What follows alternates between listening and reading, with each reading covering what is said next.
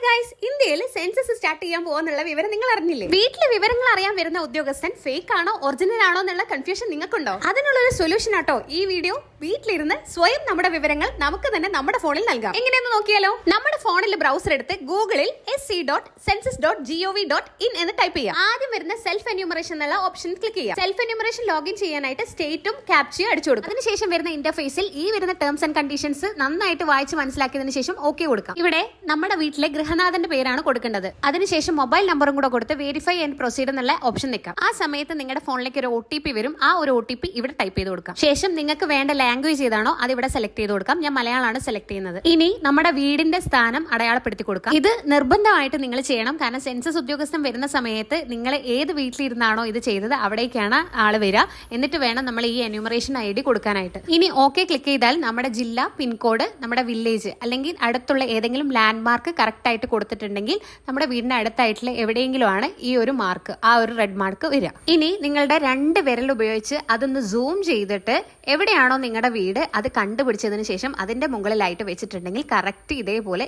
Mark വന്നു. Okay ആണെങ്കിൽ സ്ഥലം സ്ഥിരീകരിക്കുക എന്നുള്ള ഓപ്ഷനാണ് ക്ലിക്ക് ചെയ്യേണ്ടത്. അപ്പൊ ഇങ്ങനെ വരും. ഈ വിവരങ്ങളൊക്കെ സേവ് ചെയ്ത് അടുത്ത പേജിലേക്ക് നീങ്ങാം. ഇനിയാണ് നമ്മുടെ വീടിനെ സംബന്ധിച്ചുള്ള വിശദാംശങ്ങൾ രേഖപ്പെടുത്തേണ്ടത്. ആദ്യത്തെ ക്വസ്റ്റ്യൻ, വീടിന്റെ നിലത്തിന് ഉപയോഗിച്ച പ്രധാന സാമഗ്രി എന്താണെന്ന്. കോമൺ ആയിട്ട് കൊടുക്കുന്നത് ടൈൽസ് എന്നാണ്. അടുത്ത ക്വസ്റ്റ്യൻ, വീടിന്റെ ഭിത്തിക്ക് ഉപയോഗിച്ച പ്രധാന സാമഗ്രി. ഞാനിവിടെ സിമന്റോ ചുണ്ടാമ്പ് ചാന്തോ പൂശിയ കല്ല് എന്ന ഓപ്ഷനാണ് സെലക്ട് ചെയ്യുന്നത്. അടുത്തത് മേൽക്കൂരയ്ക്ക് ഉപയോഗിച്ച പ്രധാന സാമഗ്രി.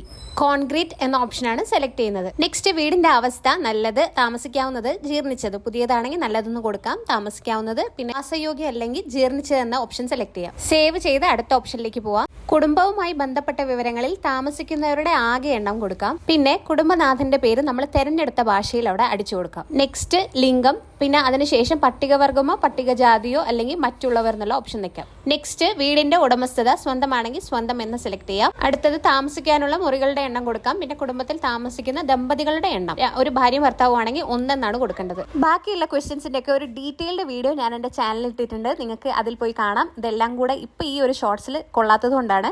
ഈ വീഡിയോയുടെ തൊട്ട് താഴെയായിട്ട് ആ ഒരു ലിങ്ക് കൊടുത്തിട്ടുണ്ട്. അവിടെ ക്ലിക്ക് ചെയ്തിട്ടുണ്ടെങ്കിൽ ഡയറക്റ്റ് ആ ഒരു വീഡിയോയിലേക്ക് പോകട്ടോ. നിങ്ങൾ ഇവിടെ കൊടുത്തിരിക്കുന്ന എല്ലാ ഇൻഫർമേഷൻസും ഒരു പ്രിവ്യൂ ആയിട്ട് വരും. അത് സബ്മിറ്റ് ചെയ്ത് കൊടുക്കാം. ഒരു എന്യൂമറേഷൻ നമ്പർ നിങ്ങൾക്ക് പ്രൊവൈഡ് ചെയ്യും. ആ ഒരു നമ്പറാണ് സെൻസസ് ചെയ്യാൻ വേണ്ടി ഒരു ഉദ്യോഗസ്ഥൻ നിങ്ങളുടെ വീട്ടിലെത്തുമ്പോൾ നൽകേണ്ടത്. Okay, thank you for watching. By.